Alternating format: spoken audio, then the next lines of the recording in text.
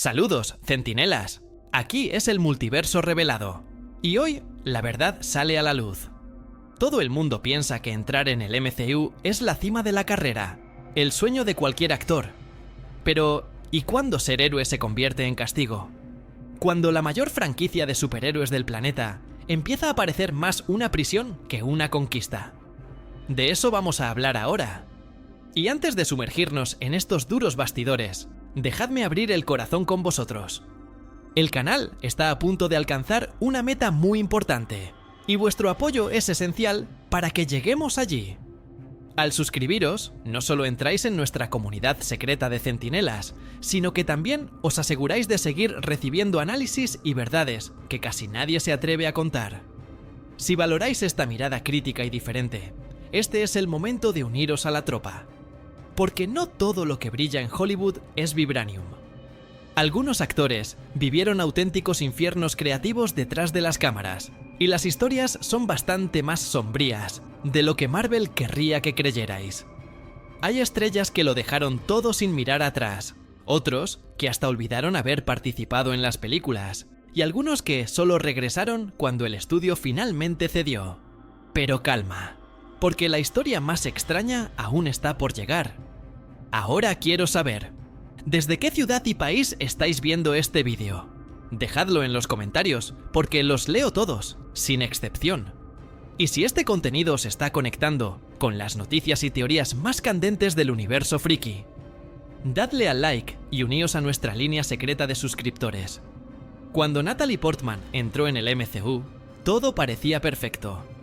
Una actriz ganadora del Oscar, estrella de blockbusters y con prestigio internacional, asumiendo el papel de Jane Foster en las primeras películas de Thor. Solo que, detrás de la grandiosidad, había una frustración creciente que pocos percibieron en aquel momento. La promesa era la de un personaje complejo, relevante para la trama cósmica, pero lo que Natalie encontró fue una versión vaciada, reducida a la función de interés romántico. El punto de ruptura llegó durante la producción de Thor, El Mundo Oscuro. Portman había apoyado la elección de Patty Jenkins como directora, creyendo que finalmente veríamos a una Jane Foster con profundidad y protagonismo. Pero cuando Jenkins fue despedida todavía al inicio del proceso, Natalie se sintió traicionada por el estudio. ¿Cumplió el contrato? Sí, pero su interpretación dejaba entrever el desánimo. Muchos fans lo notaron y comentaron que Jane parecía desubicada, fría, casi sin vida. No era una impresión, Portman ya estaba mentalmente fuera. Después de aquello, desapareció del MCU. No regresó en Thor, Ragnarok, y ni siquiera se molestaba en ocultar el distanciamiento. En entrevistas, llegó a afirmar que estaba fuera de Marvel y que su participación había terminado. Durante años, todo indicaba que Jane Foster había sido descartada. Pero entonces llegó el giro. Años después, Taika Waititi asumió la dirección de Thor, Love and Thunder, y trajo de vuelta una propuesta que Natalie no pudo rechazar. Esta vez, Jane no sería solo secundaria, sino la poderosa Thor, empuñando el Mjolnir y viviendo un arco dramático basado en los cómics de Jason Aaron, donde su lucha contra el cáncer se entrelaza con la responsabilidad de ser heroína. Ese regreso dejó claro que el problema nunca fue el MCU en sí, sino la forma en que se trató al personaje. Portman siempre quiso un papel a la altura de su talento. Solo volvió cuando Marvel ofreció control creativo y una trama que finalmente respetaba a Jane Foster como protagonista. Pero aún queda una pregunta incómoda. ¿Cuántos actores habrá perdido Marvel por el mismo error, reduciendo personajes complejos a estereotipos secundarios? Antes de que Mark Ruffalo se convirtiera en el rostro definitivo de Hulk en el MCU, hubo otro Bruce Banner en escena, Edward Norton. La elección, en aquel momento, parecía impecable. Norton gozaba de prestigio en Hollywood. Era conocido por sumergirse en personajes complejos, como en El Club de la Lucha y American History X, y aportaba la seriedad que podría elevar la segunda película oficial del MCU, El Increíble Hulk, de 2008. Pero la historia pronto se transformó en un duelo de egos y visiones creativas. Norton no quería limitarse a interpretar a Bruce Banner. Quería reescribir al personaje. llegó a rehacer fragmentos enteros del guión para dar más énfasis al drama psicológico, al trauma y a la rabia que definen a Banner en los cómics. Para Norton, Hulk debía ser más sombrío, un reflejo de angustia interna, casi como en las sagas clásicas que exploraban el lado trágico del monstruo. Pero Marvel tenía otros planes. El estudio quería una película más ligera, ágil, conectada con lo que sería el universo compartido, y recortó unos 20 minutos de material que Norton defendía como esencial. El resultado fue un conflicto que superó los bastidores. Norton se distanció de la promoción de la película, no participó en la campaña de prensa y la tensión se hizo evidente. El largometraje tuvo un desempeño aceptable en taquilla, pero quedó eclipsado por el impacto de Iron Man, estrenada el mismo año. Poco tiempo después, Marvel tomó una decisión definitiva. Norton estaba fuera. Kevin Feige llegó a emitir una declaración pública diciendo que el estudio necesitaba un actor colaborativo y creativo para el futuro del MCU, una frase que muchos interpretaron como una crítica directa al comportamiento controlador de Norton. En entrevistas posteriores, el actor intentó suavizarlo, diciendo que le gustaba el personaje, pero que no quería pasar años de su carrera atado a un papel que, según él, ofrecía poca libertad artística. Aún así, quedó claro que la ruptura fue dura y definitiva. Con Mark Ruffalo asumiendo el papel en Los Vengadores, Marvel encontró el Banner que deseaba. Menos exigente entre bastidores, más dispuesto a seguir la fórmula y con una química natural con el reparto. Norton, en cambio, se convirtió casi en una nota a pie de página en la historia del MCU. Lo curioso es que, en los cómics, Hulk siempre ha estado marcado por el dilema entre control y destrucción. Y, paradójicamente, en los bastidores, ese mismo dilema acabó alejando a Edward Norton del papel. Si Edward Norton peleaba por control creativo, Gwyneth Paltrow tenía el problema opuesto: la total falta de implicación. Desde Iron Man en 2008, estuvo presente en momentos decisivos del MCU como Pepper Potts, la pareja de Tony Stark. Pero, a diferencia de otros actores que se sumergían en el universo, Gwyneth siempre trató su papel como un trabajo más, sin conexión emocional con la franquicia ni con los fans. El caso más emblemático ocurrió en 2019, durante la grabación del programa The Chef Show, con Jon Favreau. Allí, Paltrow simplemente olvidó que había participado en Spider-Man: Homecoming. Cuando Favreau mencionó la escena post-créditos en la que aparece, la actriz respondió diciendo que nunca había estado en una película de Spider-Man. Tuvo que ser recordada de que, efectivamente, había rodado una participación especial. El momento se convirtió en una broma entre los fans y dejó claro lo distante que se mantenía del universo que ayudó a construir. En entrevistas, Gwyneth reforzó esa distancia. Admitió que no seguía las películas de Marvel, que no sabía en qué largometraje estaba rodando, y que el proceso de filmación fragmentado, lleno de secretismo, solo aumentaba la confusión. Según ella, muchas veces rodaba escenas sin saber siquiera para qué proyecto final iban. Esa falta de atención contrastaba directamente con la pasión de los fans, que dedicaban años de sus vidas a seguir cada detalle del MCU. Cuando se le preguntó por un posible regreso, Paltrow fue tajante. Dijo que estaba demasiado mayor para ponerse un traje y que se sentía agradecida por la experiencia, pero que consideraba cerrada su etapa en Marvel. Su postura fría incomodó a parte del público, porque mientras actores como Robert Downey Jr. o Chris Evans hablaban de sus papeles con emoción y respeto, Gwyneth mostraba indiferencia. En el fondo, su caso expone un choque de perspectivas.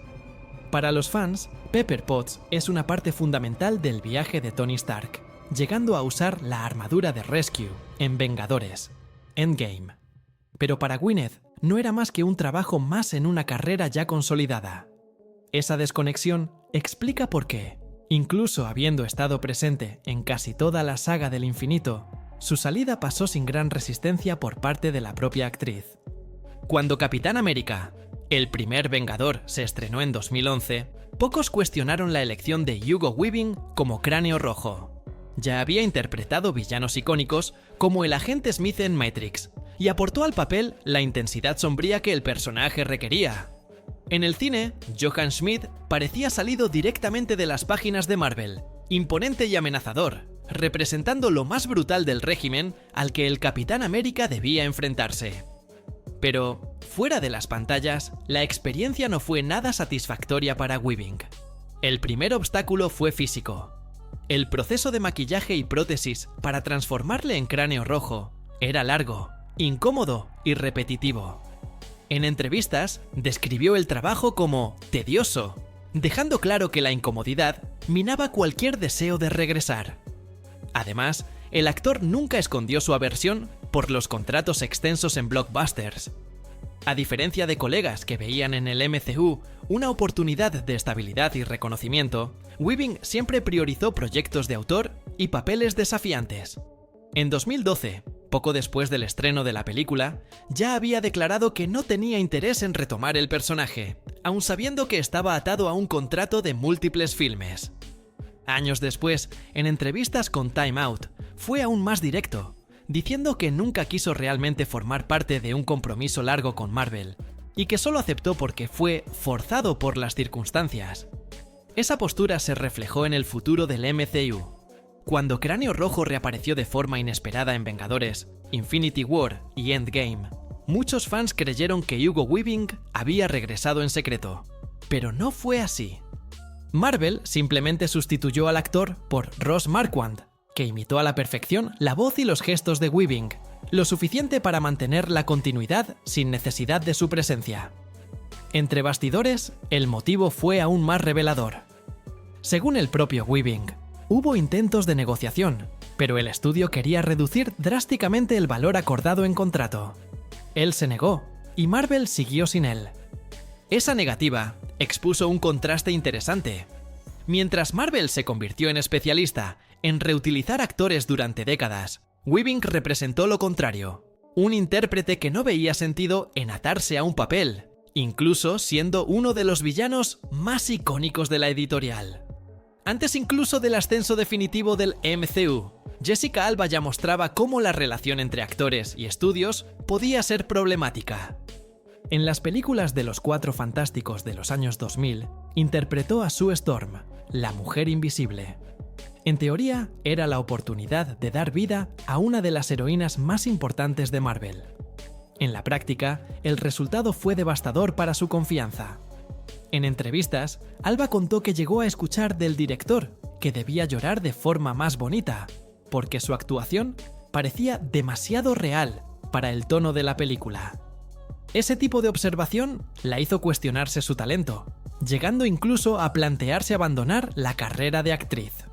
Además de la presión estética, existía el malestar físico.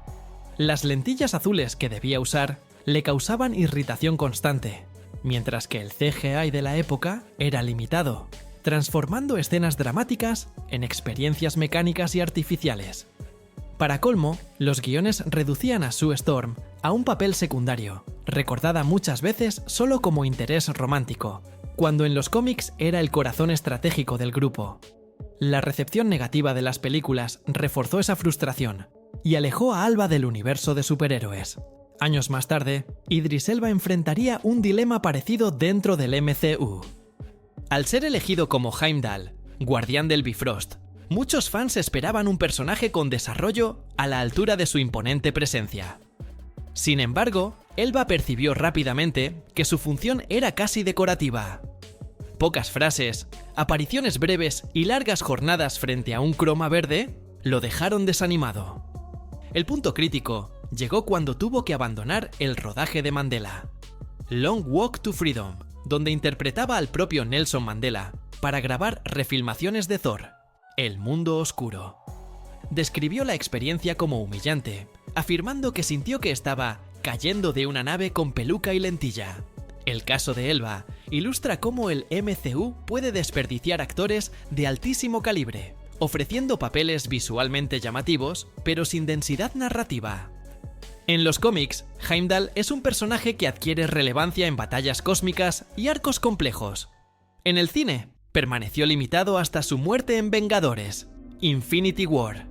Tanto Alba como Elba son ejemplos de talentos que podrían haber marcado generaciones, pero que terminaron recordados más por la frustración que por el impacto.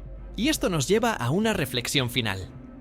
Para los fans, el MCU y sus derivados parecen indestructibles, pero tras las cámaras existe una lista de actores que sintieron el peso de la maquinaria Marvel. Algunos abandonaron en el camino, otros fueron sustituidos, y unos pocos regresaron en mejores condiciones. Pero lo cierto es que no siempre el sueño de ser superhéroe corresponde con lo que sucede en los bastidores. Si quieres seguir descubriendo estos bastidores que casi nunca se revelan, este es el momento de apoyar el canal. Estamos muy cerca de alcanzar una meta importante, y al suscribirte, garantizas acceso a un espacio donde cada detalle del universo friki se analiza con profundidad, sin filtro y sin miedo a exponer lo que queda oculto. Y antes de terminar, cuéntanos en los comentarios, ¿desde qué ciudad o país estás viendo este vídeo? Prometo leerlos todos.